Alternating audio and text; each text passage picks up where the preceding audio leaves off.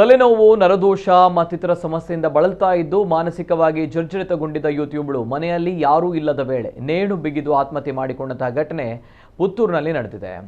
ಇದು ಪುತ್ತೂರಿನ ಕೆಯ್ಯೂರು ಗ್ರಾಮದ ಪೊಯ್ಯೋಲ್ ಎಂಬಲ್ಲಿ ನಡೆದಿರುವಂತಹ ದುರ್ಘಟನೆ. ಗುಡ್ಡಪ್ಪ ರೈ ಎಂಬುವರ ಪುತ್ರಿ ನೀತಾ ಆತ್ಮಹತ್ಯೆ ಮಾಡಿಕೊಂಡಂತಹ ಯುವತಿ. ಗುಡ್ಡಪ್ಪ ರೈ ಅವರು 20 ವರ್ಷಗಳ ಹಿಂದೆ ಕುಟುಂಬದಿಂದ ದೂರವಾಗಿದ್ದು ಅವರ ಪತ್ನಿ ಸುಮತಿ, ಮಕ್ಕಳಾದ ಗೀತಾ ಮತ್ತು ನೀತಾ ಅವರೊಂದಿಗೆ ವಾಸವಾಗಿದ್ದರು.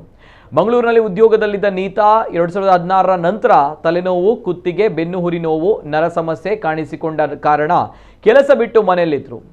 ಔಷಧೋಪಚಾರ ನಡೀತಾ ಇತ್ತು. ಮನೆಯ ಆಸುಪಾಸಿನಲ್ಲಿ ನಡೆದಾಡ್ತಾ ಇದ್ದ ನೀತಾ ನವೆಂಬರ್ 23ರಂದು ಮನೆಯಲ್ಲಿ ಒಬ್ಬಂಟಿಯಾಗಿದ್ದರು. ಅಕ್ಕ ಗೀತಾ ಬೆಳಗ್ಗೆ ಮಂಗಳೂರಿಗೆ ತಂಗಿಗೆ ಔಷಧಿ ತರಲು ಹೋಗಿದ್ರು. ಯಾರೂ ಇಲ್ಲದ ವೇಳೆ ಕಿಟಕಿಗೆ ಶಾಲಿನಿಂದ ನೇಣು ಬಿಗಿದುಕೊಂಡು ಆತ್ಮಹತ್ಯೆ ಮಾಡಿಕೊಂಡಿದ್ದಾರೆ.